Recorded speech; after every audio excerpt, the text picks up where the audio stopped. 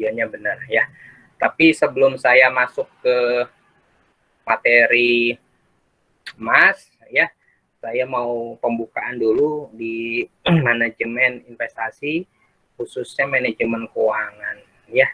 Teman-teman udah belajar manajemen keuangan terakhir sama siapa ya? Pak Riko ya, benar ya? Benar ya, Pak Riko benar. Ya, yang malam juga. Benar Pak. Iya Pak Riko. Manajemen keuangan, tapi manajemen keuangannya adalah manajemen keuangan perusahaan, betul ya? Nah, kalau perusahaan ya begitu manajemen keuangannya, bagaimana memanajemenkan kas, piutang, modal, kan gitu ya. Nah, itu kalau perusahaan. Tapi yang lebih sulit itu adalah bagaimana membuat manajemen keuangan untuk diri sendiri, mengatur keuangan untuk diri sendiri gitu teman-teman. Ya, benar nggak ngatur keuangan untuk diri sendiri? Jangan sampai, ini yang udah pada kerja pasti tahu nih, gajiannya tanggal 1, ya, habisnya tanggal 5. Itu umur gajian cuma 5 hari tuh. Ya jangan sampai begitu gitu kan. Nah, berarti teman-teman belum bisa mengatur manajemen keuangan diri sendiri dengan bagus, dengan baik gitu teman-teman. Nah, setidaknya ya teman-teman sudah memahami alokasi dana ya, ketika nanti gajian mau diapakan saja gitu ya. Biasanya kalau wanita udah paham ini ya, karena manajer keuangan biasanya wanita itu jago banget. Bukan begitu ya, Siska, Uni. Ada ya Uni Siska. Gitu ya teman-teman ya. Jadi memanajemenkan keuangan untuk diri sendiri. Nah, ini ada salah satu tips ya, bagaimana mengatur manajemen keuangan untuk diri sendiri. Tips ini mungkin dilakukan oleh beberapa para ahli yang disimpulkan gitu. Ada konsep 10%, 20%, 30%, 40%. Nah, tapi sebelum saya masuk ke sini ada satu hal yang saya mau sampaikan dahulu nih. Sebelum masuk ke sini ya, ini yang lebih urgent sebenarnya. Di zaman pandemi saat ini nih teman-teman ya, banyak orang yang kehilangan pekerjaan. Karena apa? Karena memang perusahaannya itu dilarang juga beroperasi, tidak termasuk yang urgent gitu kan.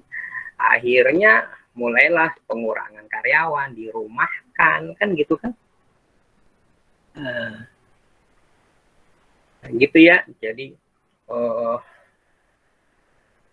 akibatnya ya tadi beban perusahaan tinggi gitu kan. Ya mau nggak mau di PHK gitu. Ya pemecatan ya. Pemecatan PHK itu ada hal yang baik ya. Jadi kita sudah belajar PHK itu juga ada yang positif. Jadi dipecat gitu gara-gara perusahaan tidak mampu membayar, kan gitu ya teman-teman ya. Nah, kenapa bisa terjadi bahwa pandemi ini merusak semua segi kehidupan? Ya karena diri kita sendiri tidak siap untuk mengatur manajemen keuangannya gitu. Terutama ya bagaimana kita mendapatkan sebuah pendapatan dan bagaimana kita mengatur biaya-biaya yang terjadi ya. Saya seringkali pernah ngobrol tentang ini sih di berbagai di berbeda materi gitu mengenai pendapatan nih teman-teman. Ya, ini kunci utamanya sih sebenarnya di sini nih. Ya, kenapa ya? Nah, pendapatan.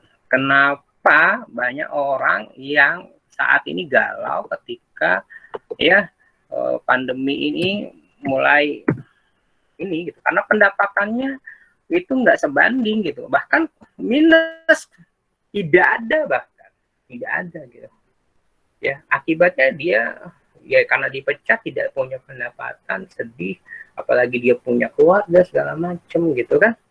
Nah, untung kalau dia masih baik gitu kan, tapi kalau nggak baik udah power of kepepetnya kan, kalau tidak baik ya pasti hal-hal yang negatif kan gitu. Nah, maka itu ya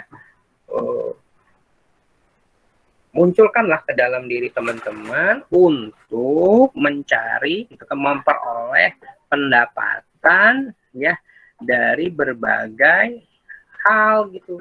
Jadi teman-teman itu ya munculkan pendapatannya tidak dengan satu, tapi banyak pendapatan teman-teman ya.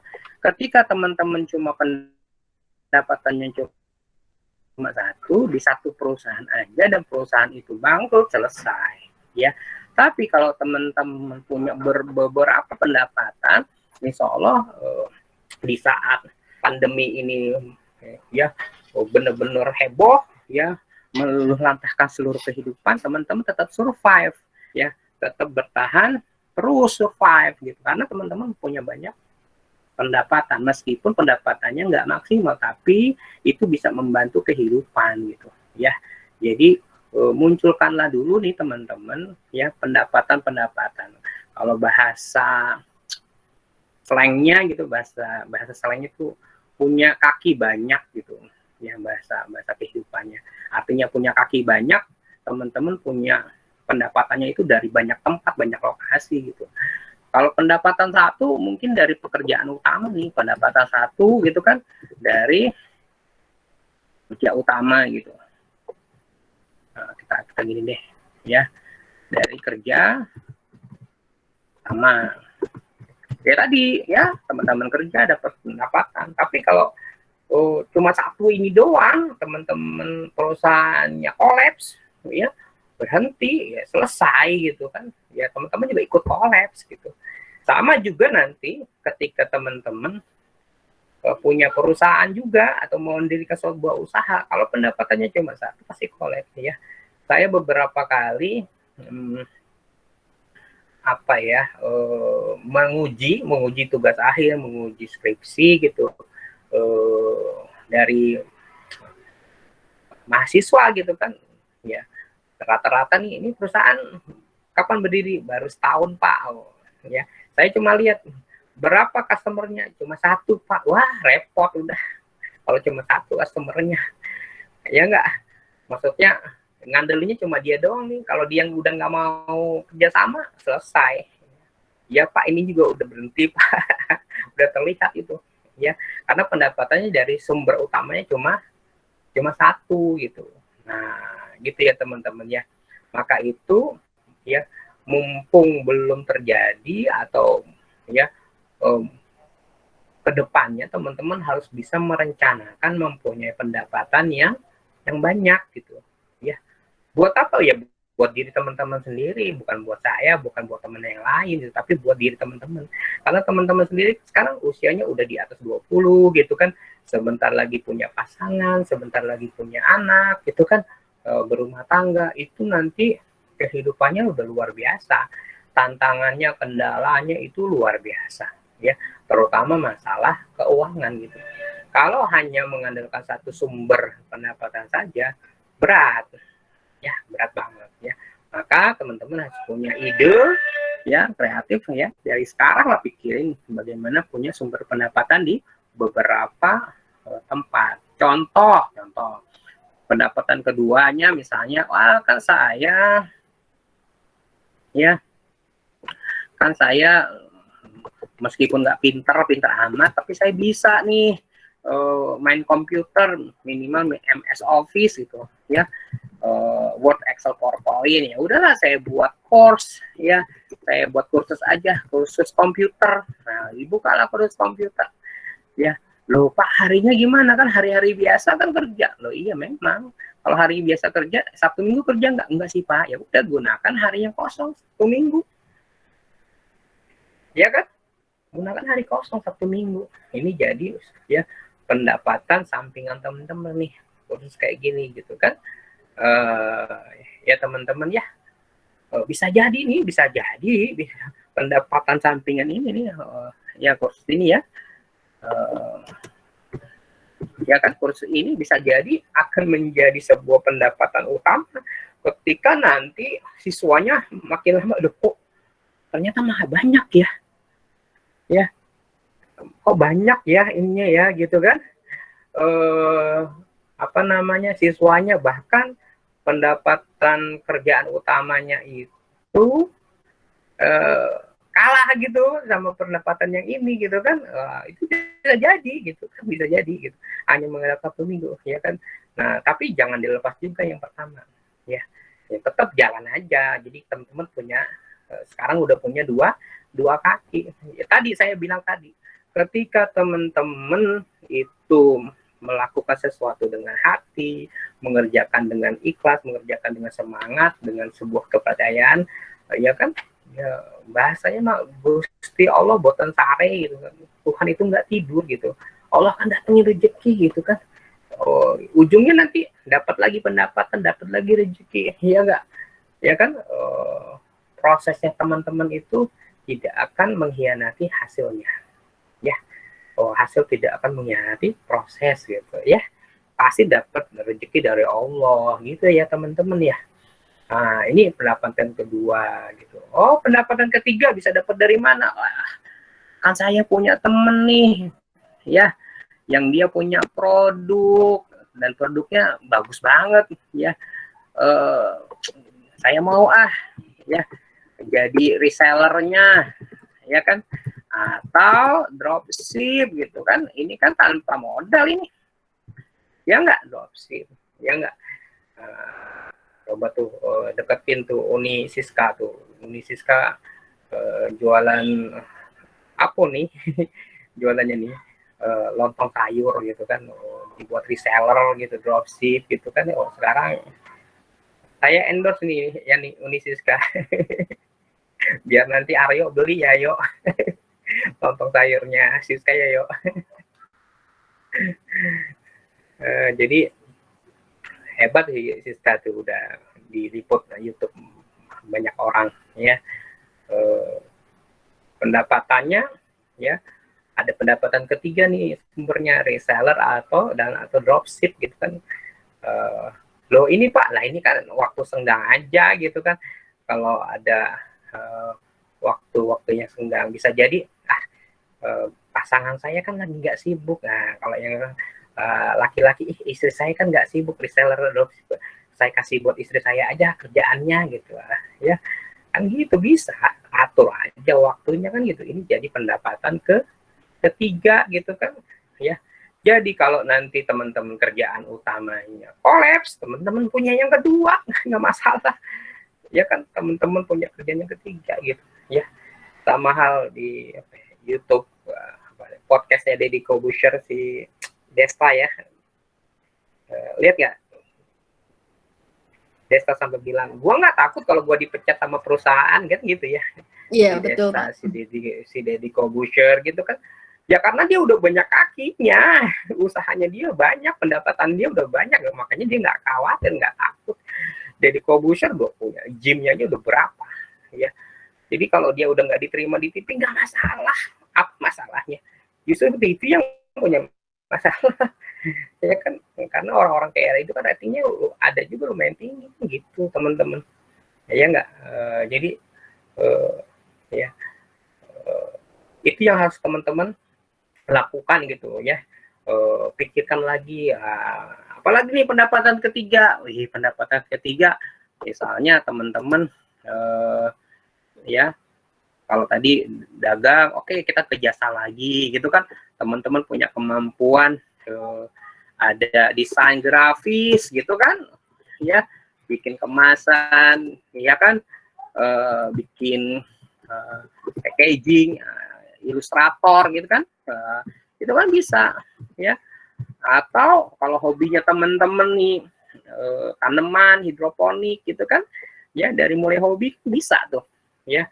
Apalagi sekarang kan banyak apa namanya, urban farming gitu kan, kita menanam apa namanya, tanaman-tanaman pot-pot di rumah yang lahannya sempit ya, tanam cabai, tanam macam-macam gitu kan. Jadi kalau mau panen, tinggal petikin aja gitu ya.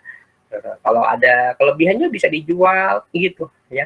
Itu jadi pendapatan yang berikutnya, terus munculin banyak ya. Sama hal teman-teman ketika juga teman-teman punya usaha ya.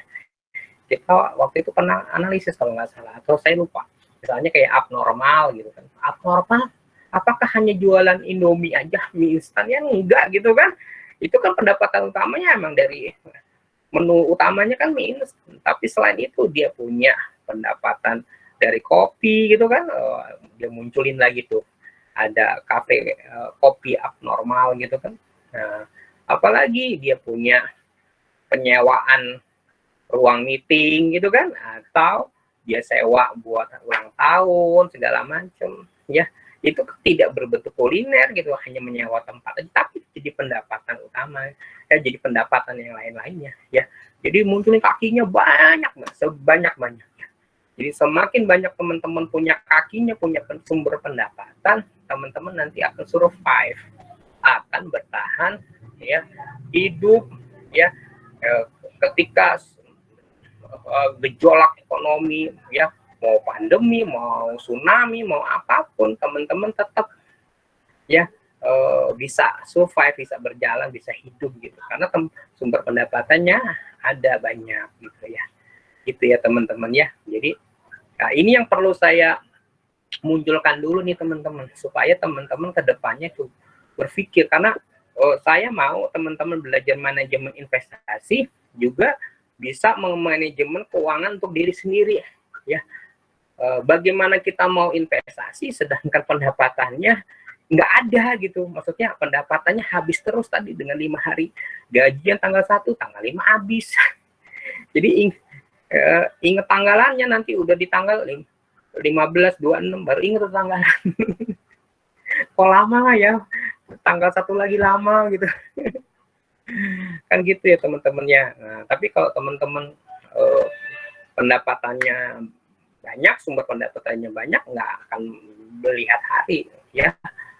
Nanti teman-teman bisa mendapatkan pendapatan dari kalau penjuru mata angin. Wah, itu kalau hadisnya kayak gitu ya, dari utara, selatan, barat, timur gitu kan. Teman-teman bisa dapat klien, dapat konsumen dari Papua, dari Kalimantan, dari Sumatera ya, dari Jawa, dari Sulawesi, ya tuh.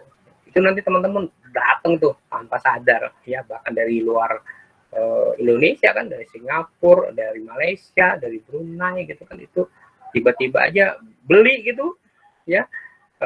Teman-teman kan kaget, kok bisa ya, kok tahu ya. Iyalah, kan zamannya internet sekarang gitu kan, udah nggak usah ini, yang penting teman-teman usaha punya ide jalanin, jadikan itu jadi sumber pendapatan, udah nanti soal rezeki serahin ke Allah, selesai gitu teman-teman ya.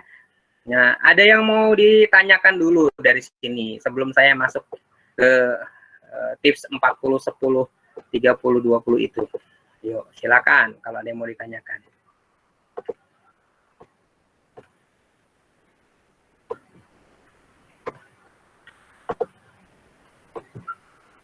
Nggak ada ya. Oke, kalau nggak ada saya lanjut ya. Nah, ya, jadi ada tips yang tadi saya bilang dari ahli manajemen keuangan pribadi, itu tips 40%, 30%, 20%, 10%. Jadi kalau teman-teman punya sumber pendapatan ya, punya sumber pendapatan itu udah dibagi ya. Ini kan totalnya 100 ya. 40% untuk kebutuhan pokok. Apa itu kebutuhan pokok? Ya, buat beli makan, beli beras, beli minum ya. Pokoknya kebutuhan pokok teman-teman. Saya nggak tahu kalau kosmetik bagi wanita kebutuhan pokok apa enggak. Gimana Mbak Astri?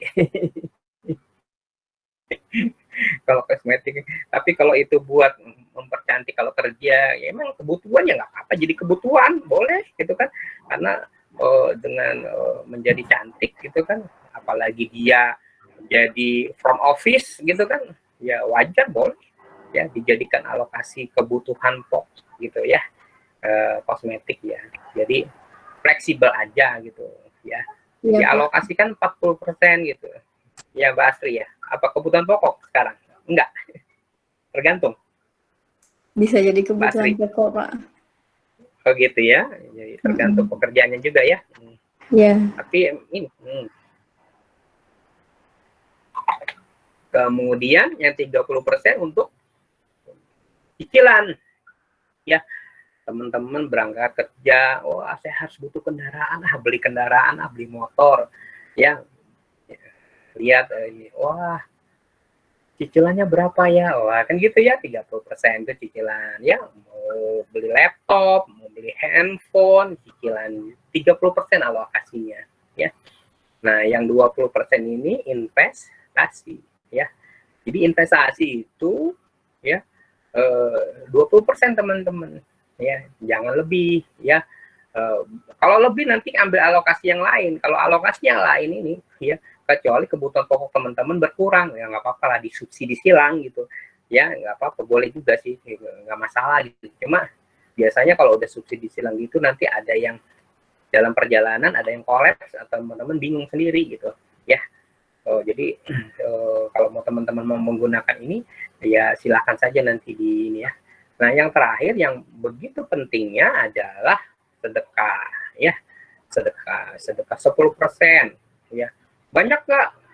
Ya kalau dibilang banyak ya banyak, tapi kan sedekah ini wujud sebenarnya, wujud apa?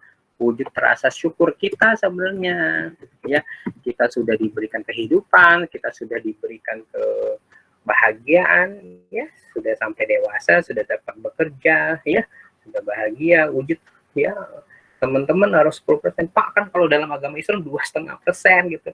Ya kenapa enggak sih, lebih banyak kan lebih bagus gitu kan. Ya enggak teman-teman, bahkan sedekah ini kan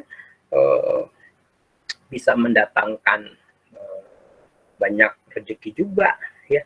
Kalau teman-teman sedekah itu memberi itu nggak hilang gitu. Saya selalu berkata, sering banget tuh, kalau teman-teman bersedekah itu uangnya nggak hilang. Saya jamin dalam 2 minggu nih, ya. Ini pengalaman saya teman-teman. Dalam 2 minggu itu uangnya balik modal itu dalam 2 minggu, ya. Kurang dari dalam 2 minggu itu uang kalian tuh balik modal. Nah, baru balik modal doang nih. Nanti yang cuannya itu kalian bisa dapetin hari itu juga, bisa dapetin nanti gitu. Emang boleh Pak sedekah mengharapkan? Ya boleh. Ya kan Allah kan udah janji, ya. Barang siapa bersedekah berbuat baik akan dibalas 70 kali lipat, itu janji Allah, itu nggak apa-apa kita nagih mah, ya nggak, gitu, itu mah janji Allah, nggak apa-apa, kan Allah udah ngasih, emang Allah ngasih gitu, ya. Dulu waktu pertama kali saya resign kerja tuh dari kantor tahun 2010-2011 gitu kan, salah satu niat saya ingin membuktikan itu, membuktikan ayat-ayat Allah gitu kan, bagaimana ayat-ayat Allah itu bisa apa namanya terbukti ke dalam diri saya gitu, ya, membuktikan keajaiban-keajaiban yang Allah janjikan kepada manusia. Oh gitu tuh, ya. Serem nggak lah ya, ya. Jadi Allah janji kan akan dibalas dengan 70 kali lipat. Allah janji kalau kita sholat Tuhan dapat rezeki. Allah janji kalau kita tahajud sholat dapat rezeki. Allah janji kalau kita puasa dapat rezeki. Allah akan berjanji kalau kita salawat dapat rezeki. Oh, kalau kata Ustadz Yusman mah udah salawatin aja kan gitu kan, itu wujud syukur gitu ya. Sekali lagi saya mohon maaf kalau yang beragama non Islam ada di pos mana hadir di pos? Pak, hadir. Nah, saya mau tanya sama di pos ya. Ya Pak, ya Pak. Tadi kan saya kajiannya di Muslim nih, di Islam. Kalau di agamanya di pos ya apa di Katolik apa Protestan? Ya Katolik Pak, saya Katolik. Nah, bagaimana konsep berbagi, konsep sedekah di agama Katolik di pos? Silakan di pos. Kalau dari agama saya Pak, yang seperti Bapak bilang tadi, yang pertama, kalau kita memberikan sedekah, tangan kiri itu tidak perlu tahu gitu. Terus yang kedua, kalau kita memberi sumbangan jangan setengah-setengah Pak. Kalau dalam masjid jangan setengah. Kalau memang kita... di pos saudaranya Dokter Gunawan ini tidak setengah-setengah jadi satu. Enggak Pak. Terus kalau kami karena gaya bahasanya sama, setengah-setengah dan satu. Enggak. Nah, terus kalau kami itu Pak, kalau sumbangan memang kasihnya ke gereja langsung Pak, karena di gereja itu akan membaginya langsung ke berbagai apa dibilangnya lembaga-lembaganya Pak. Kan dalam gereja Katolik itu kan ada berbagai Iya, lembaga-lembaga yang sangat membutuhkan lah istilahnya seperti itu. Jadi kami tinggal nyarukan aja ke iya. gereja. Jadi mereka yang ngatur semua. Seperti itu Pak. Oh gitu. Tapi Ya, Pak. tapi ada janji Tuhan nggak dalam kitabnya atau dalam Ah, sejarahnya, oh dalam ada Pak, ajaran dari itu bahwa ada, akan dibalas berapa kali lipat, ada apa gitu ada Pak, kebaikan gimana nih? ada dan itu Hmm, tidak terduga Pak. Jadi nggak bisa diperkirakan kapan tidak itu terduga. datanya. Iya, jadi bisa dibilang kayak misteri lah Pak.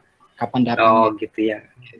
Nggak Gitu terduga. ya. Iya, Pak. Kalau di dalam Muslim udah tegas tuh di pos akan Iya, Pak. dibalas 70 kali lipat gitu. Ya. Nah, tapi kalau di agama Katolik tidak terduga. Iya, tidak terduga Pak. Dan tidak tahu kapan juga bisa dibilang datangnya rezeki itu.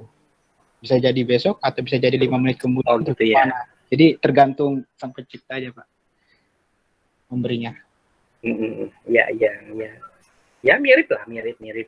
Terima kasih di pos atas ilmunya. Sama sebenarnya Iya. ya konsep kebaikan itu di agama manapun ya sama, cuma nanti batasannya adalah tadi kan imbal pertama kali teman-teman lihat rekening masuk gajian ya, teman-teman yang dipikirin pertama bayar zakat dulu, bayar sedekah dulu. Itu saya biasanya membiasakan itu teman-teman ya, mengutamakan itu dulu supaya apa, supaya sedekah kita itu ke depannya kerjaan kita makin lancar kan gitu ya. Allah juga kasih kelebihan nantinya ya kan, Allah kasih permudah gitu ya. Nanti teman-teman bisa praktekin itu ke diri teman-teman kalau yang baru akan bekerja ya. Kalau yang sudah bekerja silahkan, kalau saya asumsikan nih teman-teman ya, saya asumsikan pendapatannya teman-teman anggap 5 juta rupiah gitu ya, 5 juta rupiah asumsi. Gajinya 5 juta. 30 bisa. Nah, dah. Gaji.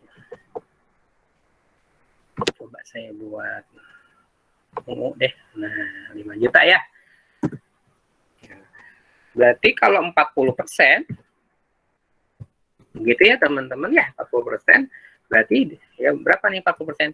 2 juta untuk kebutuhan pokok nih teman-teman, 2 juta. 40% ya. 2 juta. Beli tadi beras gitu kan, beli bahan baku, beli makanan gitu ya. Pokoknya bahan pokok ya, kebutuhan pokok ya kan.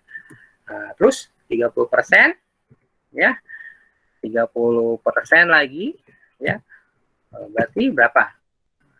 1,5 juta ya buat cicilan ya enggak. Datanglah ke dealer, wah saya mau beli motor kan gitu kan. Boleh Kak, sini ya, kakak mau pilih motor apa gitu kan. Wah saya ini nih, motor ini nih, gimana nih? Saya lihat brosurnya deh. Nih Kak, lihat aja Kak brosurnya. Cicilannya 2 juta. Wah, per bulan berarti nggak masuk, jangan dipaksa gitu. Ya nggak? Jadi kalau cicilannya udah tinggi, udah 2.100.000, udah 1,9, wah nggak masuk ya. Batas cicilannya kalau gajinya 5 juta cuma 1,5 juta gitu. Kan gitu ya teman-teman ya. Jadi nggak masuk, udah jangan ini. Tapi ini cicilannya murah nih Kak, cuma 1.200.000. Wih, iya nih murah banget, bisalah buat saya. Nah, ambil kayak gitu. Jadi jangan maksa ya. Kan kalau di beli rumah, beli motor itu kan ada kabel angsuran kan gitu ya. Tapi balik lagi ke teman-teman, nanti ada yang mengatakan saya mau belinya cash aja, saya mau belinya kredit aja, tergantung sih ya. Kalau saya pribadi bebas-bebas saja ya. Saya menjalani, kenapa saya termasuk aliran yang kredit teman-teman ya, tapi kreditnya terkendali dalam arti ketika membeli cash itu berat banget gitu. misalnya beli rumah gitu kan sampai 500 juta, oh duit dari mana gitu ya kan. Eh, mau korupsi sekarang korupsi jadi profesi. Gitu ya di pos ya. Saya kalau di netizen itu mendingan kita korupsi aja ya, masa dihukum cuma 4 tahun, berarti pendapatan dia sebulan itu cuma 100 juta loh. Ya nggak, balik modal itu, bukan balik modal lagi, untung banget gitu. Coba maling ayam, maling apa namanya kemarin yang terakhir itu yang di Semarang, kayu manis. Ya cuma secuil, hukumannya 15 tahun. Ini yang malingnya bermiliar-miliar cuma 4 tahun, aneh itu kan. Aduh ya Allah, nanti mudah-mudahan di pos kalau jadi menteri hukum ya di pos ya, amin. Aduh. Ya di pos ya. Aduh, di pos, saya nggak kepikiran ke sana Pak. Oh gitu, di pos kan mau lanjut ke hukum nih kayaknya. Enggak Pak. Saya mau melanjutin ke manajemen aja Pak, S1 manajemen. Oke, manajemen. Jadi udah berubah pikiran nih. Enggak Pak, udah lama nah, juga gitu Pak. Ya teman-teman ya. Terus teman-teman alokasikan yang 20% ya teman-teman ya. Untuk jadi 1 juta nih. Untuk investasi. Wah Pak, dikit amat 1 juta. Investasi apa yang 1 juta? Oh banyak nanti. Investasi apa yang 1 juta ya. Sedikit dan banyak itu tergantung dari pendapatan teman-teman, dari cara pandangnya. Ada orang yang investasinya 1 miliar, dibilang dikit. Ya karena pendapatannya banyak. Coba Raffi Ahmad. Investasi 1 miliar, beli mobil 1 miliar itu dianggap murah gitu kan. Jadi cara pandang aja gitu. Sama nih, kalau teman-teman mau usaha nih, cara pandangnya jangan ke diri sendiri. Ya, tapi cara pandangnya ke konsumen. Jadi kalau teman-teman cara pandangnya ke konsumen, kasih harganya ke konsumen. Dalam arti kayak jualan tas Louis Vuitton 1 miliar. Kalau saya pribadi kan nggak mampu. Apa sih tas 1 miliar? Itu kalau diri sendiri pandangnya. Tapi kalau pandangan konsumen yang punya duit banyak, keren nih tasnya, bagus nih, asli nih, saya punya duit ini kan gitu. Jadi cara pandangnya cara pandang orang lain gitu ya. Bagi orang lain itu bisa jadi murah gitu karena pendapatannya dia lebih dari itu gitu. Ya enggak. Nah kalau gajinya cuma 5 juta, maka investasinya diperkenankan cuma 1 juta ya. Nanti kita akan membahas tentang emas nih. Ada juga yang harganya di bawah 1 juta emas ini, nanti kita akan bahas ya. Kemudian yang berikutnya adalah yang 10% ya. 10%. Nah, berapa? 500.000. Wih, banyak amat Pak. Enggak cuma 10.000 aja Pak. Enggak, ini kan ini luar biasa nih teman-teman. Kalau udah lihat 500.000, udah menghela nafas. Padahal janji Tuhan ya kan, janji Allah ini akan balik. Cuma tadi kemarin ada tuh di Cilodong kan ikhlasnya segitu Pak. Iya, ini dituntut kita untuk bagaimana meningkatkan keikhlasan gitu. Karena apa, teman-teman nanti kan akan naik kelas, derajat teman-teman akan naik gitu kan. Ya enggak, yang tadinya menjadi seorang anak kecil gitu udah menjadi orang yang dewasa, dipandang, wih ya kan, derajatnya jadi naik, udah kerja, wih udah cantik, udah ganteng, ya enggak, bawa mobil segala macam, derajatnya udah naik ya, masa sedekahnya nggak naik gitu kan. Nah ya, saya pernah cerita ya, ada Crazy Rich Pondok Indah, Crazy Rich Pondok Indah, beliau sedekah itu setiap hari 10 juta, wih keren banget tuh. Ya, saya memimpikan itu tuh, kapan bisa sedekah 10 juta per hari gitu ya. Seperti Mama Dedeh. Mama Dedeh itu kalau lagi sedekah itu nggak lihat-lihat itu dia. Ya, bukan nggak lihat-lihat lagi, nggak kenal orang gitu kan. Kalau lagi dia ceramah gitu, ketemu orang ya, entah itu security, entah itu supir, entah itu udah umroh belum mah, ya udah besok umroh. Kenal juga kagak, ngajakin umroh. Tapi dari situ kebaikan itu, sedekah-sedekahnya Mama Dede itu keberkahan beliau gitu kan, itu luar biasa itu ya teman-teman ya. Ya pantas aja Mama Dedi terkenal, pantas aja tuh menjadi seorang prajurit ya. Pak Sandiaga Uno tuh amalannya kalau nggak salah, beliau itu puasa mengamalkan puasa Daud ya, sehari puasa sehari enggak gitu kan, ya pantas dia jadi orang hebat gitu kan, ya enggak. Nah spiritual nih teman-teman, balik lagi gitu kan ke spiritual. Bagi saya nih teman-teman, saya kalau di LP3I itu terkenal dosen kewirausahaan dan marketing ya, hampir semua kurikulum marketing dan kewirausahaan saya yang buat, bahkan ada prodi baru nih yang di digital juga saya yang buat juga ya. Tapi itu kan marketing dunia gitu, ilmu dunia gitu. Saya tuh nggak terlalu yakin gitu kalau ilmu dunia. Tapi bagus untuk sebagai basic tuh, dasar gitu, dasar. Tapi saya paling percaya dengan marketing langit gitu ya.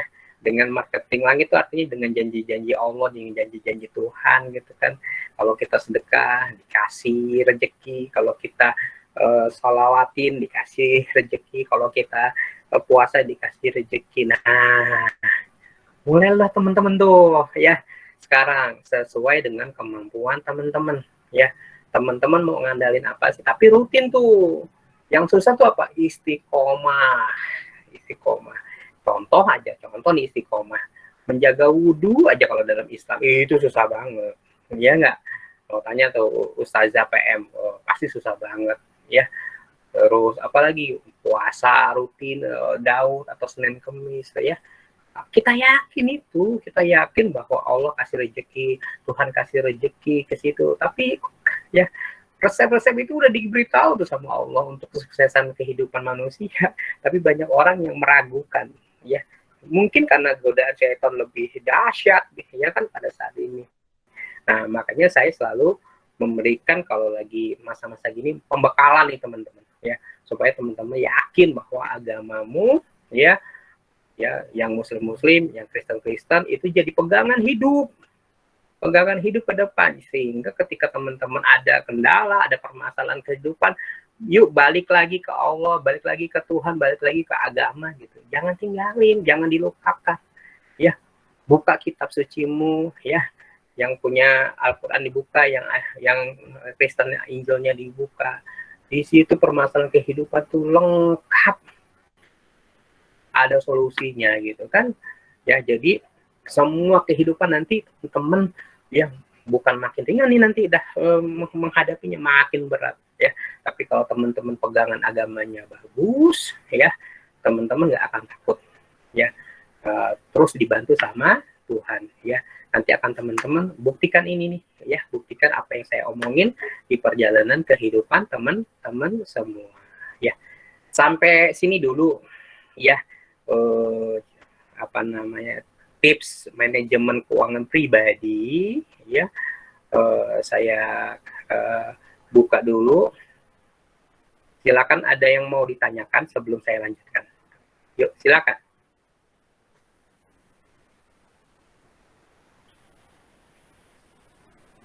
Ada yang mau ditanyakan? Belum ada Pak saya. Belum ada. Oh, ini Cukup jelas. Gimana Mbak Astri? Saya pengen minta sharing sama Mbak Astri. Selama Mbak Astri bekerja gitu kan, selama Mbak Astri menekuni kegiatan sekarang gitu ya, kuliah sambil kerja gitu. Tantangannya seperti apa sih? Benar nggak nih apa yang saya katakan bahwa ya ujung-ujungnya nanti kita harus deket sama Tuhan. Nah, ya Mbak Asri, silakan Mbak Asri. Saya sambil ngopi ya Mbak Asri ya. Gimana Pak maksudnya Pak? Iya, cerita tentang perjalanan hidup Mbak Asri aja dalam mengatasi permasalahan-permasalahan kehidupan, pekerjaan gitu kan. Bagaimana Mbak Asri memecahkan itu gitu, mencari solusinya. Ya, apakah ujungnya kembali kepada Tuhan, ujungnya kembali ke Allah, minta solusi dari Allah gitu. Betul Pak. Dengan ibadah-ibadah gitu. Iya sih Pak. Balik lagi kepada Tuhan kita sih. Jadi pernah juga sih saya kerja di satu tempat yang baru apa namanya ya, belum familiar gitu. Banyak banget sih cobaannya, kayak misal baru masuk aja ternyata fasilitasnya, entah komputernya, entah printernya, error, rusak segala macam. Padahal itu lagi dikejar. Ini ada yang mau waktu itu saya di ini apa di distributor, di admin apa pelayanannya, di sales. Jadi ketika ada sales mau ambil faktur gitu untuk tagihan itu ke saya, terus sama terakhir kalau mau setoran balik lagi nuker faktur lagi ke saya. Nah itu kan otomatis kalau pagi itu pasti udah banyak antri sales yang mau ngambil faktur. Ketika lagi ribet kayak gitu itu ada aja entah sistemnya lah yang lagi lemot atau lagi error, entah printernya lah antri segala macam. Balik lagi sih berdoa aja dalam hati, tiba-tiba ntar printernya bisa lagi kayak gitu. Ya sebenarnya apa ya, percaya nggak percaya sih, tapi ya emang bener sih Pak kejadian gitu. Ketika lagi ada pusing apa segala macam, ya udah doa, berdoa, balik lagi sholat segala macam, lancar lagi. Emang balik-baliknya gitu. Alhamdulillah. Alhamdulillah. Iya betul. Iya. Iya. Apalagi Memang Vinka harus tuh Pak. begitu. Memang itu. Apa lu jadi bawa-bawa aku? Iya banyak. Vinka apalagi ya, yang ilmu dukunnya udah mumpuni gitu kan. Nah itu. Paling Pak apa? maksudnya. Ya Vinka ya. Saya tuh pengen kolaborasi, pengen collab sama Vinka kapan-kapan ya Vinka ya. Aduh, janganlah Pak. Ya, Kapan-kapan aja lah. ya nanti. Iya kapan-kapan aja. Kalau fisiknya udah kuat, nanti kita collab. Siapa? Ya nanti kalau collab apa aja lah. Oke gitu ya. Terima kasih Mbak Astri ya, pengalaman luar biasa. Pasti itu ya. Saya yakin juga teman-teman juga sama Pak. Karena mengalami hal yang sama gitu ya. Meskipun belum kerja tapi permasalahan kehidupannya banyak gitu kan, masa-masa kehidupan teman-teman itu tidak semulus jalan tol, tidak seluruh jalan tol pasti berliku-liku gitu kan ya. Yang tadinya misalnya masalah dengan keluarga, dengan pacar segala macam, wah ya kan nanti makin hebat lagi gitu kan permasalahannya. Tapi tadi akan ada sebuah kebahagiaan ketika masalah-masalah itu solusinya jadi dapat gitu kan ya. Minimal kebahagiaannya itu adalah kita semakin dekat dengan Tuhan, dengan Allah ya. Oke teman-teman, kita lanjutkan ya. Nah ini kita ke menu utamanya sekarang. Udah 20.00. Oke. Nah ini sudah kayaknya diajarin Pak Riko ya, nilai waktu uang gitu ya. Udah ya, udah belum Aryo, FT udah belum? Udah kayaknya ya sama Pak Riko ya, nilai waktu uang. Jadi uang hari ini, nilai uang misalnya 10 juta hari ini, itu nilainya akan berbeda 5 tahun yang akan datang gitu kan. Nah ya, 5 juta atau 10 juta hari ini gitu kan ya kan. Future future kalau nilainya ke depannya semakin kecil kan gitu ya. Tapi kalau kita lihat ke belakang,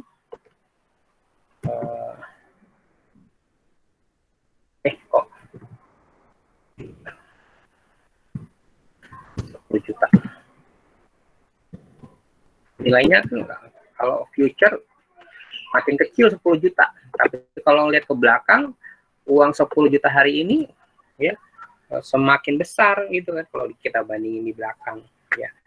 Jadi uang 10 juta 10 tahun, ya 10 tahun yang akan datang itu semakin besar gitu nilainya gitu kan. Nah, kita harus, kenapa ya? Ini penting kita memahami nilai waktu uang ketika kita investasi. Ya kemarin itu ya, investasi itu adalah komitmen kita mengeluarkan sejumlah dana untuk mendapatkan benefit. Benefit itu bisa didapat dari tadi ini margin ya, waktu ya, waktu. Nah, ya.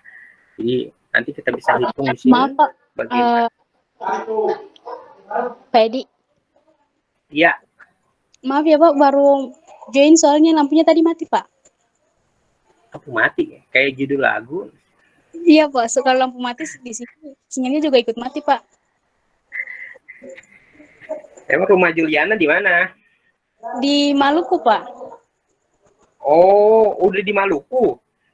Iya Pak. Oh, kirain masih di Cibubur. Enggak di Cibubur Pak. Maaf Ini Pak.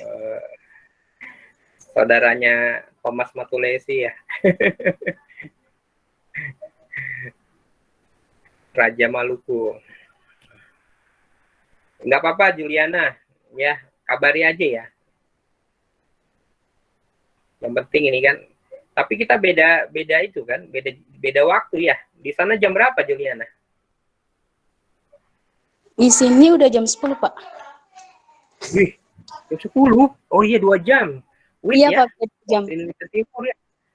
Oh, kamu nggak mager gitu? Tiba-tiba ada yang lewat gitu kan? Mager juga sih Pak. Iya kan? Iya kan? Ada yang lewat, tukang mie dok-dok gitu. Iya Di Pak. Maluku ada tukang mie dok-dok nggak? Apa ada tukang itu papeda? Papeda dijadiin mie dok-dok.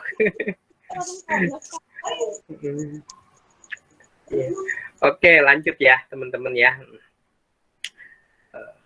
Nggak apa-apa Juliana, kalau lagi ada masalah trouble kasih kabar saya aja ya. Oke, dilanjut. Jadi yang memengaruhi nilai waktu uang nanti ada tingkat inflasi, ada jumlahnya uangnya ya, satu jumlahnya, waktunya berapa lama waktu penerimaannya ya. Antara 3 tahun, 5 tahun, 10 tahun akan berbeda ya. Tingkat inflasi ya, banyaknya uang yang beredar ya. Inflasi itu, kalau teman-teman mau lihat inflasi itu waktu hari raya ya. Kenapa hari raya? Di situ uang itu banyak ya, karena baru dapat THR. Ya, orang banyak dapat THR. Itu uang di masyarakat lagi banyak-banyaknya. Nah, itulah terjadi inflasi. Nah, gitu ya teman-teman. Nah, kemudian yang ketiga ada suku bunga. Ya, ada suku bunga. Nah, kemudian nilai waktu uang, menghitung investasi, saham, ya, cicilan, kredit segala macam. Ini udah ya. Ini juga sudah ya di Pak Riko ya.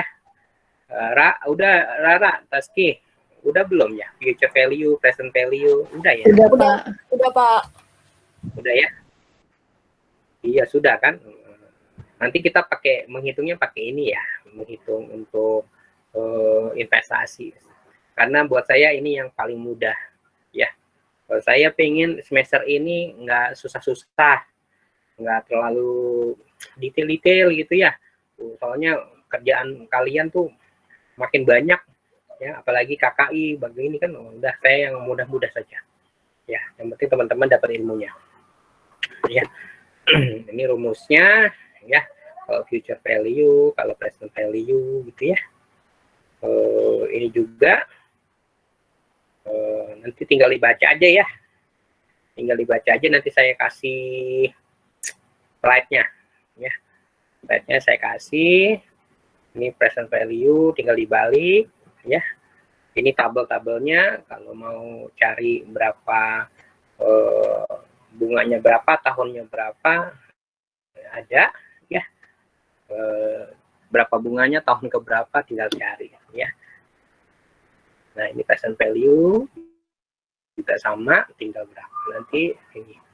Nah, saya mau ke sini ya, langsung ke emas ya, ke emas. Emas itu awalnya sebagai alat pembayaran ya, alat pembayaran emas. Jadi sebelum emas itu ya, transaksi pembayaran itu sebelum terjadi alat tukar itu menggunakan barter ya, muncul barter.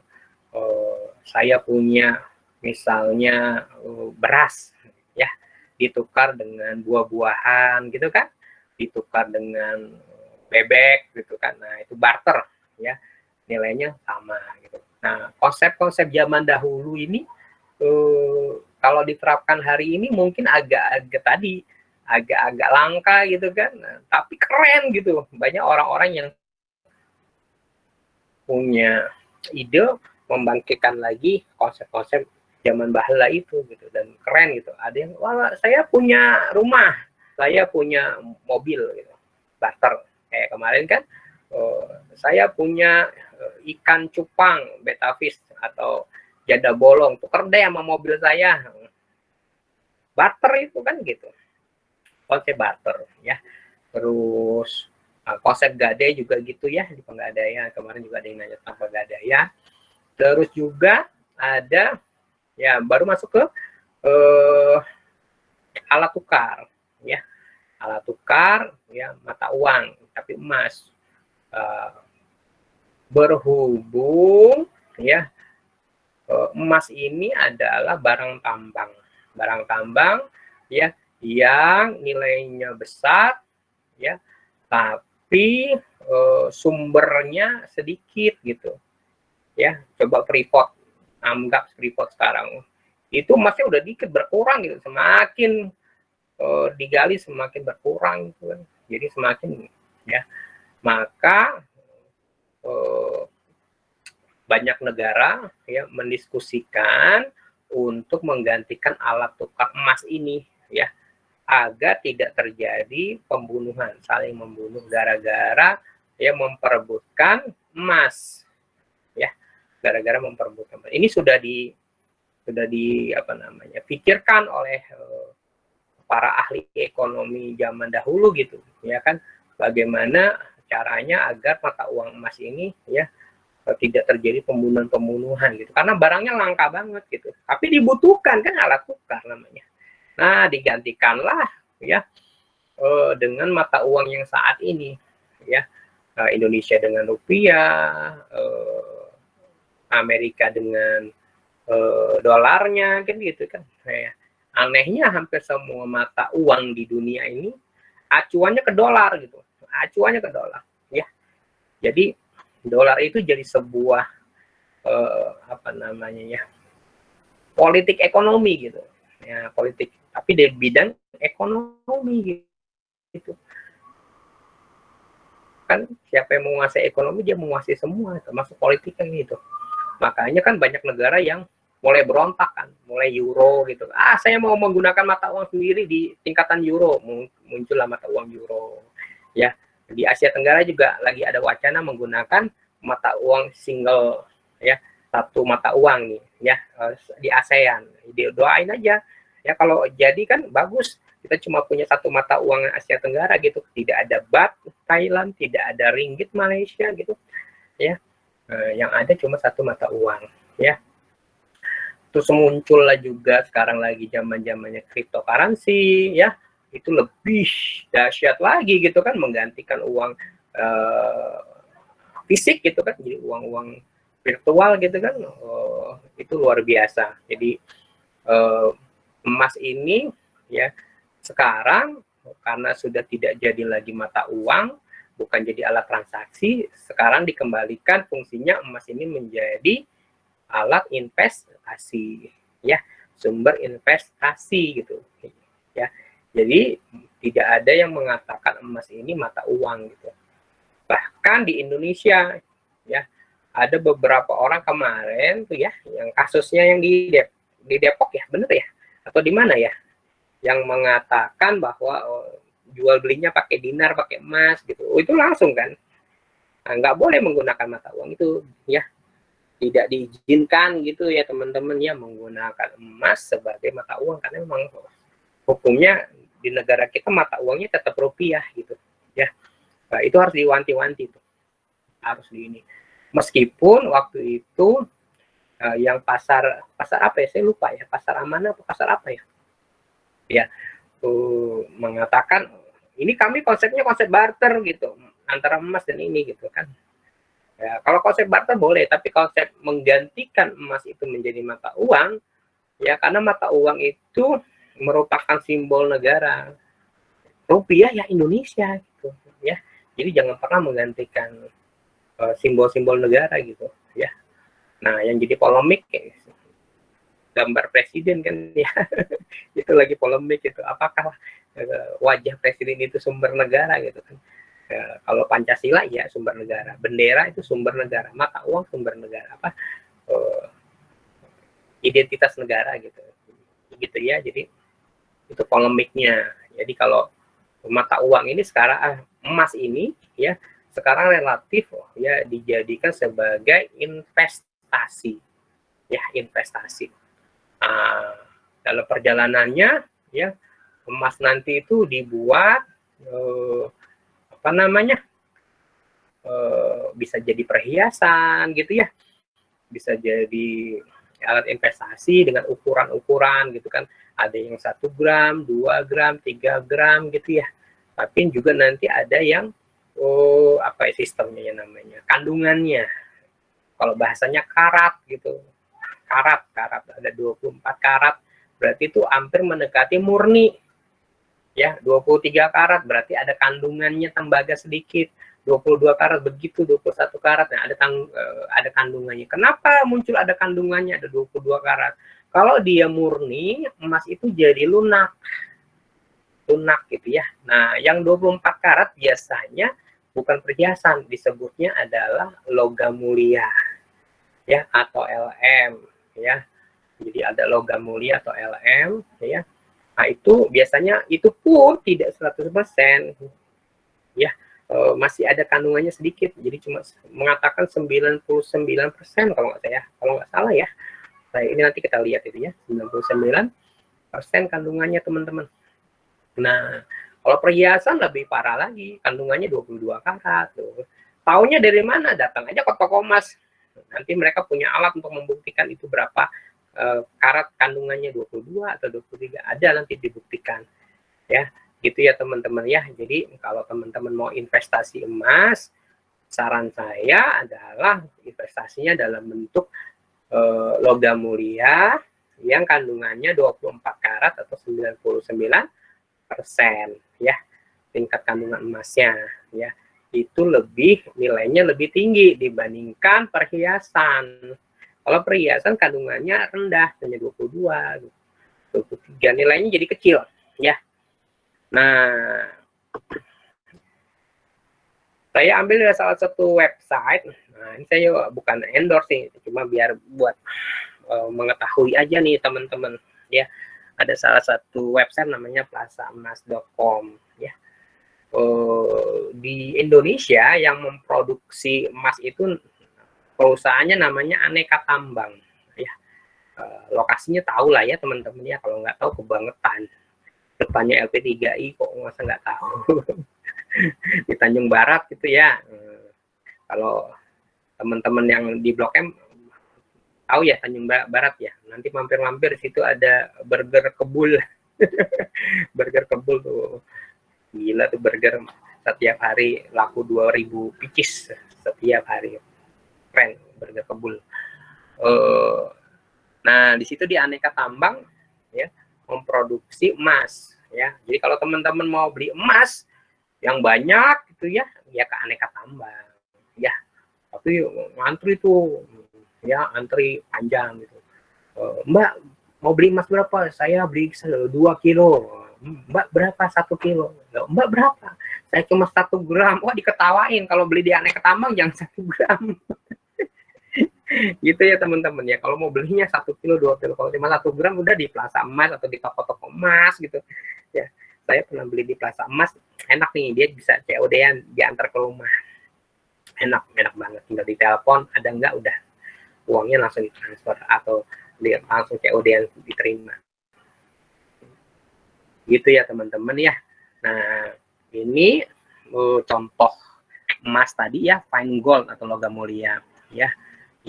Yang saya bilang tadi ya, 99% gitu kan tingkatan karatnya. Aduh ya.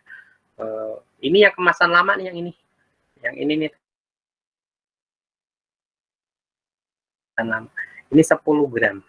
Nah, tapi yang ini, yang bawah, ini kemasan baru nih. Udah mulai ada model kayak kartu ATM gitu ya. Nah, biasanya kalau kita mau jual, ini akan dibuka nih, bisa dibuka. Nanti dicek. Ya, kalau teman-teman mau buktiin, ya boleh-boleh aja. Datang aja ke toko emas atau ke Penggadaian kalau mau disekolahin.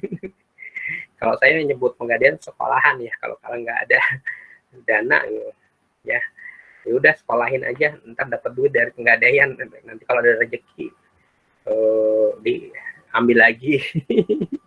Kayak gitu ya teman-teman ya. Di sini kita lihat nih ya kan, nah, ini saya ambil udah lama ya, tahun lalu. Coba kalau kita lihat yang sekarang,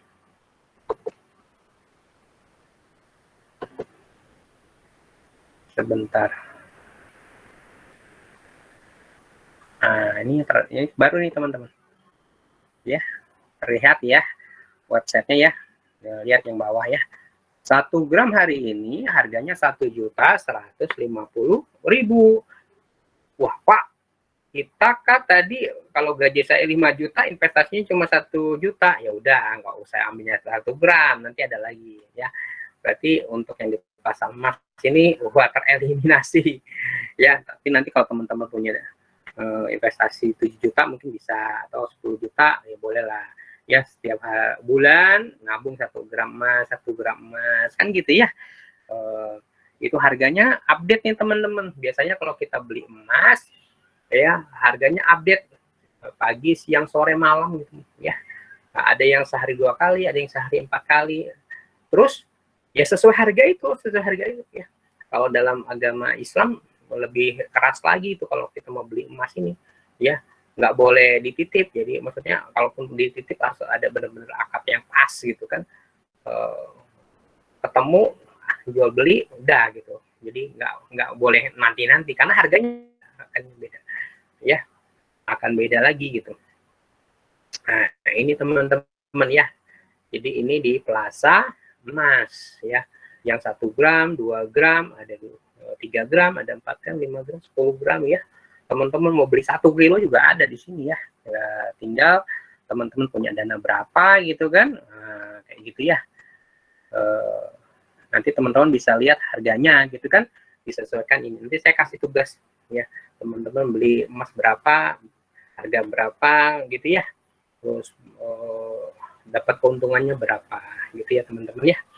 Ini di Plaza Emas ya. Yang berikutnya sekarang modelnya ada yang ini nih teman-teman, dinar ya. Banyak orang berbondong-bondong memproduksi dinar. Kalau dulu dinar hanya 2 perusahaan nih yang memproduksi ya, Gerai Dinar dan satu lagi Wakala kalau nggak salah. Sekarang ada Dinaran yang punyanya Mardi Guwawik, yang tahu ya Mardi Guwawik, itu juga mengeluarkan dinaran. Terus apa, Khairul Rozak kalau nggak salah ya, Rozikin tuh juga mengeluarkan dinar ya. Banyak yang mengeluarkan dinar ya. Dinar itu mohon maaf sekali lagi teman-teman, itu adalah salah satu mata uang di zamannya Rasulullah dulu, zamannya Nabi Muhammad. Dinar ya, ukurannya adalah 4,25 gram. Nah, garis bawah itu dicatat, 1 dinar sama dengan ya 4,25 gram. 4,25 gram. Ada hadis Rasulullah nih teman-teman ya, menyatakan bahwa 1 dinar itu sama dengan 1 ekor kambing. Hadisnya, ada hadisnya tuh. 1 dinar itu sama dengan 1 ekor kambing. Ini juga nggak update. Ini tahun lalu harganya. Ya, nggak update nih. Nanti saya coba kita update ya. Kita update. Ini sini gerai dinar. Berapa harga ini? Nah, ini teman-teman. Ya, nih. Nih ya, harga dinar saat ini ya 3.300.000 ya teman-teman ya, 3.300.000, ambilnya dari gradinar.com ya. Sama satu kambing juga harganya segini nih, 3.300.000 juga nih. Jadi itulah mengapa kalau kita punya emas ini nih teman-teman ya, mau dibawa kapanpun dimanapun sama nilainya ya. Mau dijata bawa ke zaman bahala, zaman lampau, zaman sekarang 1 gram ya 1 gram gitu. Mau dibawa ke Singapura, Malaysia, Afrika, Amerika juga sama 1 gram. Beda dengan mata uang. Kita hari ini punya 1 juta rupiah gitu kan, dibawa ke Amerika nilainya berkurang karena 1 dolar itu 15.000 gitu anggap ya. Kita mau bawa ke mana? Malaysia, 1 Malaysia itu berapa? 3.500 ya. Kita sama Malaysia kalah tuh. Ya, 1 ringgit itu 3.500 rupiah 1 ringgit teman-teman. Ya, apalagi dengan Singapura kalau nggak salah udah 10.000 ya kalau nggak salah Singapura gitu ya. Gitu ya. Jadi berbeda gitu. Tapi kalau kita punya emas ya 1 gram 1 gram ya. 1 dinar 4,25 gram gitu. Nah, itu kelebihannya dinar emas itu teman-teman ya.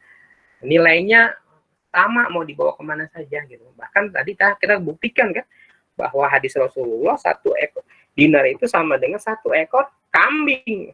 Karena 1 ekor kambing ya sama 3.300.000 kalau coba kalau hewan kurbannya sama gitu ya.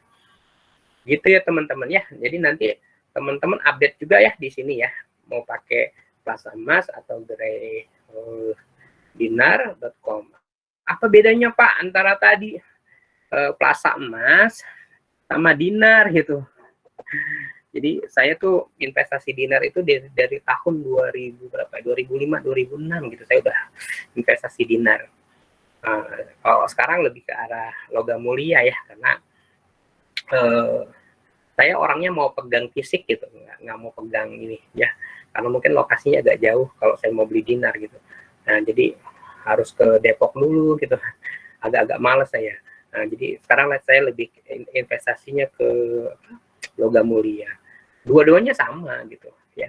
Saya pernah di prospek sama temen itu, ada yang jualan dinar. Ya kan, saya kan tanya nih, kenapa saya harus beli dinar? Padahal saya udah investasi sebenarnya.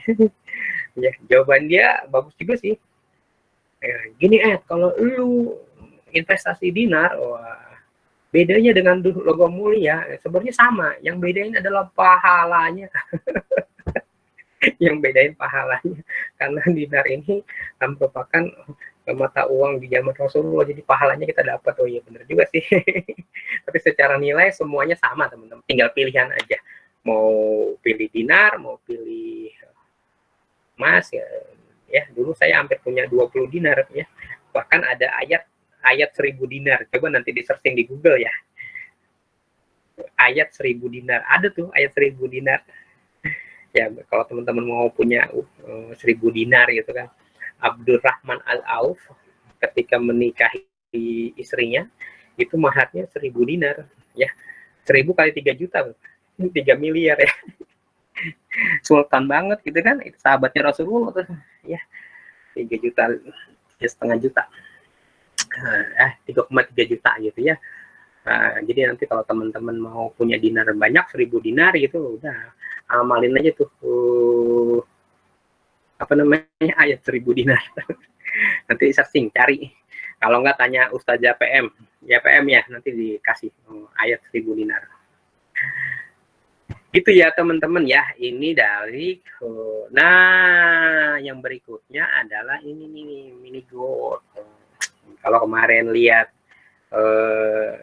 apa namanya, souvenirnya Leslar, Lesti dan Bilar, ini salah satunya adalah mini gold. Benar ya, saya mah apa juga update gitu. Saya orangnya suka baca, suka nonton, suka ini. Ya bener ya, salah satunya adalah mini gold 0,5 gram gitu, 500.000 itu ya teman-teman ya.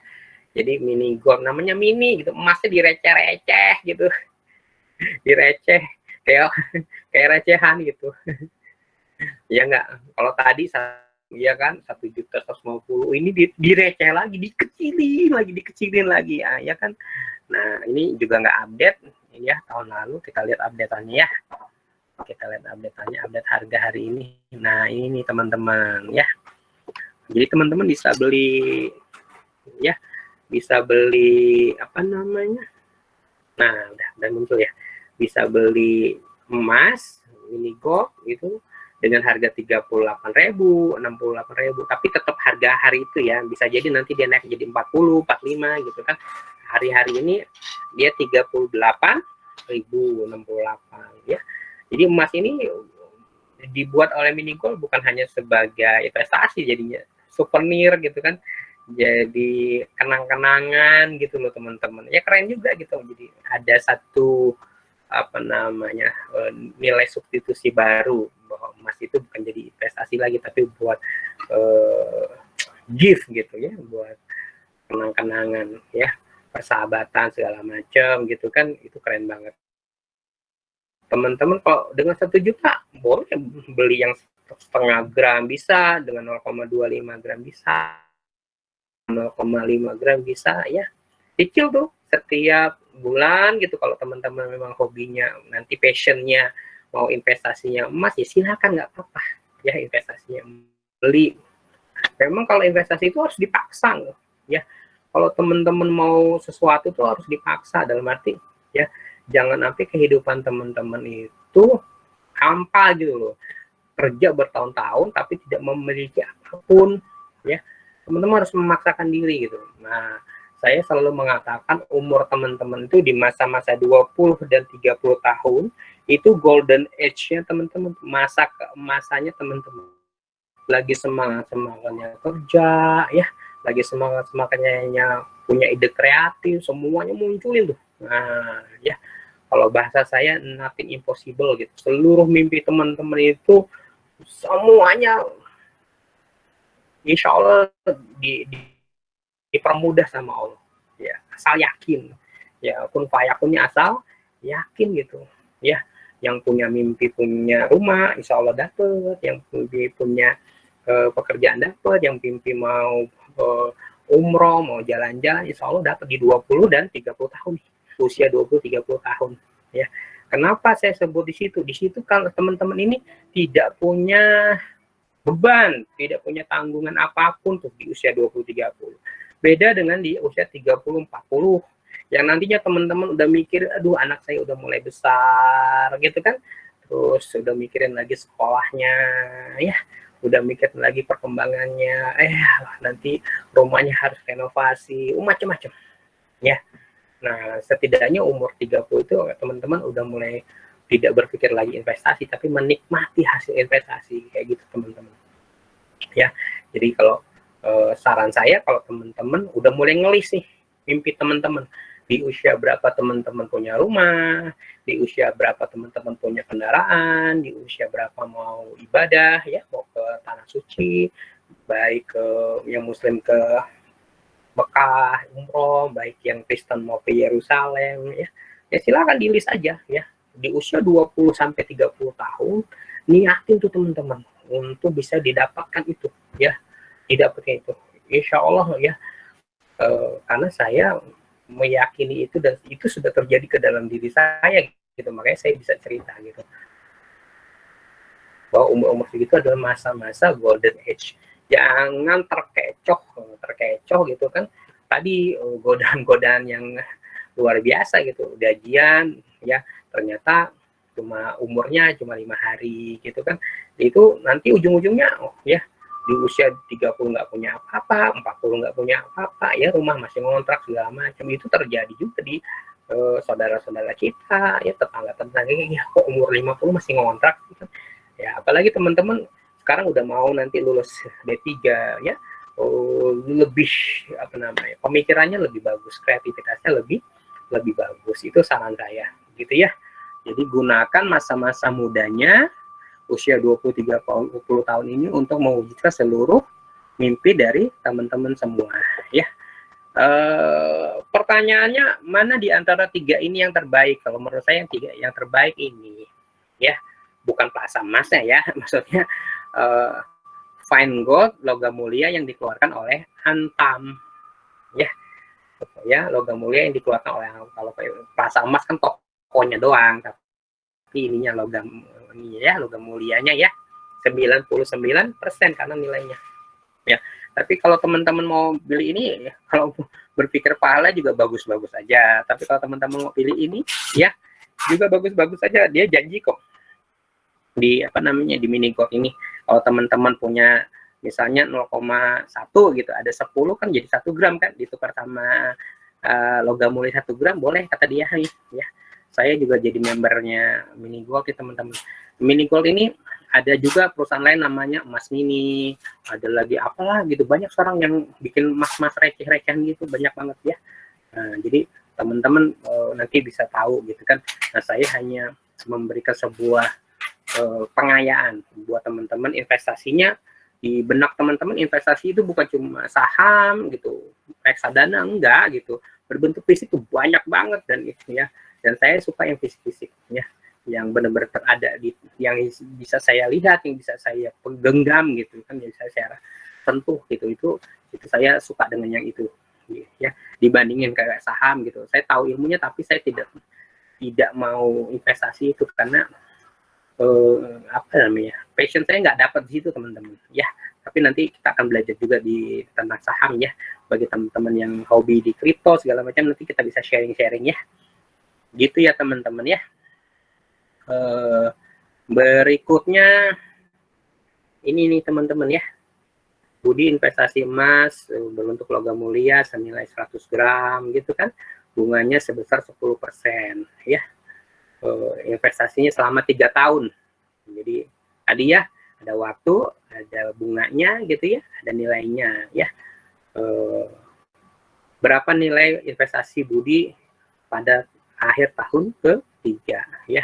Logam mulia senilai 100 gram. Nah, kalau ini karena saya pakai yang ini ya, harganya 78.900 nih. 100 gramnya ini ya. Terlihat ya teman-teman ya. Harganya 78. Tapi kalau yang coba yang hari ini berapa? Harga naik tuh teman-teman. Ya, yang baru. Terlihat ya, 87.900. Terlihat ya, yang terbaru ya. Iya, kelihatan Pak. Nah, jadi nanti teman-teman harus update ya. Maksudnya karena emas ini harus update harganya. Jadi gunakan aja website ini. 87.900. Ih, keren ya. Dalam setahun naik 87, dari 87.900 ke berapa nih? Ke 78. 1 juta ya. 1 juta ya naiknya ya. Iya enggak? Iya, Pak. 1 juta tuh teman-teman. Teman-teman megang emas 100 itu dapat 1 juta selama 1 tahun gitu kan. Nah, oke, kita anggap ini contoh karena tahun lalu gitu ya. Pakai future value ya. Bunganya 10%, 3 tahun, 1 plus 1,33, nah, jadi 105 ya. Jadi nilai emas 3 tahun ini jadi 105 gitu ya.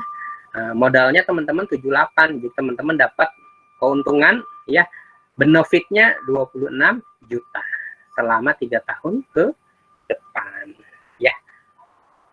Paham ya teman-teman ini ya, nanti teman-teman baca ya. Ini juga sama ya, investasi emas ini, kalau ini dibalik gitu kan, dia punya 1 gram logam mulia ya, senilai 250 juta ya.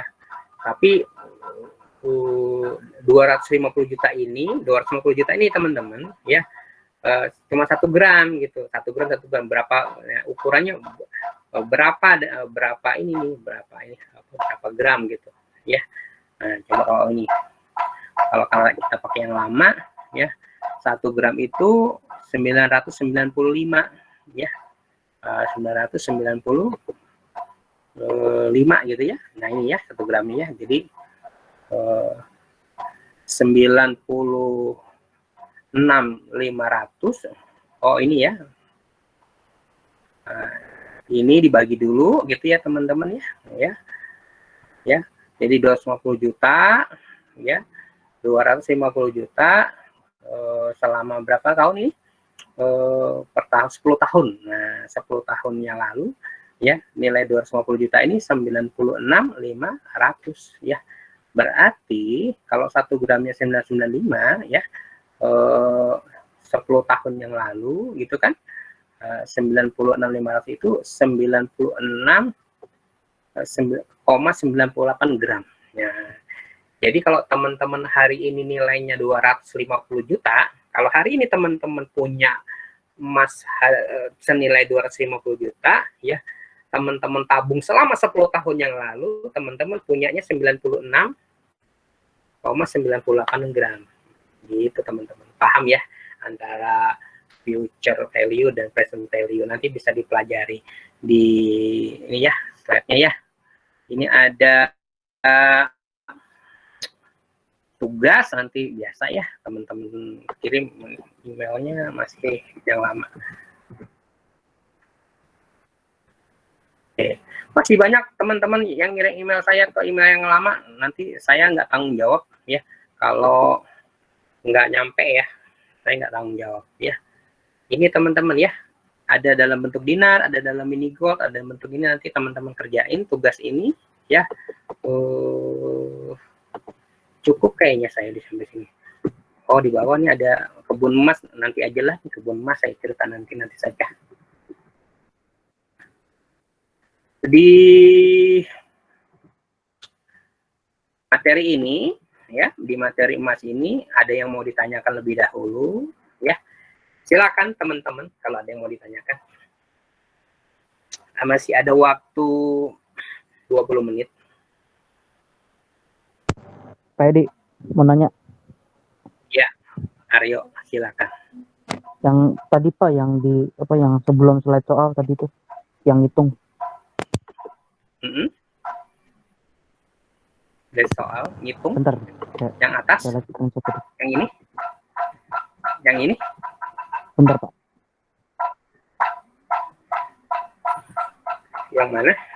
Kalau ini kan, Bentar. sudah ada nih di mata kuliah manajemen keuangan ya. Saya cuma ambil.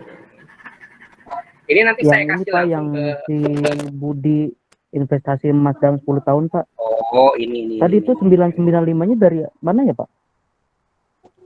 Nah, ini. Wait. Ya kan? 995-nya dari Ini mana ya tadi? Ini dari sini. Ya, ini.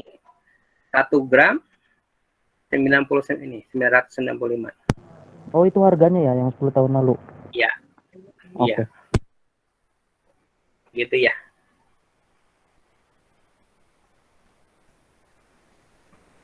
Paham ya, Aryo? Iya Pak, makasih Pak. Pak, maaf, boleh ke Nanti ya. slide yang tugas. Yang? Slide tugas. Slide tugas ini. Ini nanti saya kasih Mbak Astri, habis ini saya kirim. Oh ya, oke Pak, baik Pak. Nanti saya kirimin slide tugasnya. Ya, mau dikumpul kapan? Mau dikumpul malam ini jam 12 malam. Kalau Rara bilangnya boleh katanya. PM. Enggak, Pak. Jangan, Pak. Aduh, Iya, gimana ya PM Pak? bilang setuju gitu. Apalagi Jihan, sambil dia ngedon, sambil dia ngerjain. Enggak, Bapak, saya nggak multitasking. Oh. Ya, jadi nanti saya kasih. Nanti ini mah gampang nih, nggak susah kok, tinggal ini doang kok. Ini kan udah dipelajari di Pak Riko. Saya cuma mengaplikasikan rumus-rumus manajemen keuangan ke dalam investasi saja.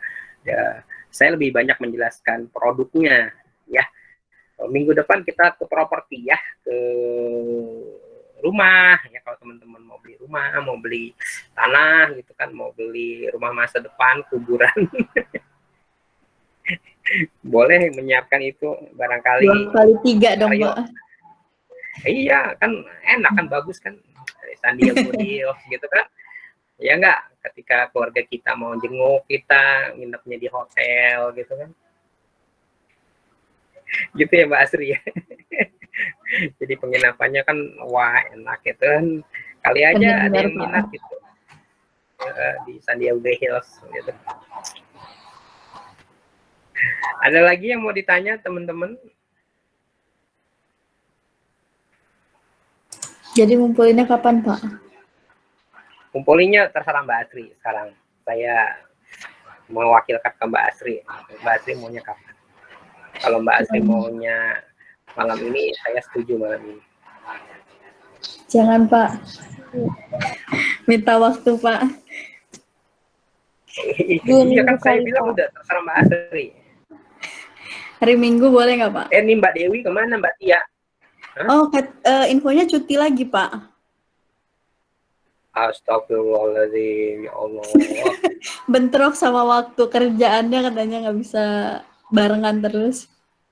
Iya, dia baru dapat kerjaan baru lagi apa masih yang lama sih? Terakhir kan dia ganti kerjaan nih. Jadi HRD. Iya, masih yang lama itu. Si ada mahasiswa angkatan atas yang gabung lagi? Enggak ada ya? Belum ada nih, Pak. Belum ada ya? Karena yang lalu-lalu tuh ada tertinggal banyak tuh, ada Budi, ada Intan gitu, yang tertinggal. Ya, nggak ada ya? Mungkin nanti pas ujian-ujian gitu. MPP siapa yang ngajar sekarang MPP? Bu Yuli, Pak. Bu Yuli, udah berapa Bu Yuli, Bu Yuli? Baru mau masuk pertemuan pertama Masuk di apa? Sabtu ini, Pak. Baru pertemuan pertama. Oh, belum. Baru belum berjalan. Baru berjalan. Itu Iya. nanti itu ya, diseriusin itu ya. Karena itu buat tugas akhir kalian tuh MPP.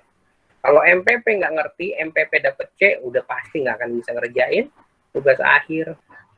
Ya. Jadi nanti apa yang disampaikan Bu Yuli penting banget buat nulis tugas akhir kalian. Ya, jangan sampai nggak dipusir, fokus bener-bener itu mata kuliah yang paling penting di semester ini. Ya, gitu ya teman-teman ya. Di mata kuliah Pak. MPP. Nanti kalau ada kesulitan boleh tanya ke saya, gitu kan, MPP. Udah ada lagi yang mau ditanya, Rizka? Belum ada, Pak. Gimana nih Mbak kabarnya nih? Alhamdulillah lagi sehat, Pak. Sehat ya. Dagangan laris nih. Alhamdulillah datang lagi nih, Pak. YouTuber. Iya Bu. PT banyak nih bagi-bagi nih. Bapak kodenya gitu mulu, Pak.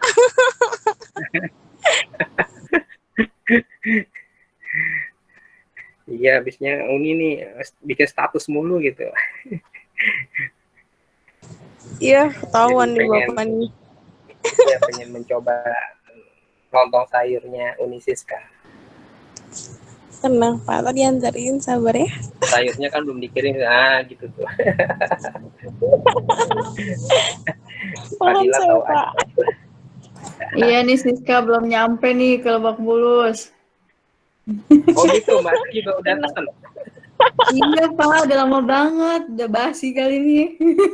Nggak dikirim-kirim. Mungkin masih di kantor pos. Sabar ya. Kehalang sama YouTuber nih, Pak, kita, Pak. Iya, YouTubernya doang yang diutamakan ya nih. Enggak gitu loh, Pak. Ya udah nih, semoga sukses ya nih ya. Usahanya, rezekinya nih ya. Amin. Makasih, Pak. Yuk teman-teman, ada yang mau ditanyakan kembali? Kalau nggak ada, kita selesaikan aja pertemuan kita hari ini. Tadi Mbak Asri minta hari Minggu ya, padahal saya seminggu ke depan juga nggak apa-apa ya. Tapi kalau Mbak Asri minta hari Minggu juga boleh lah.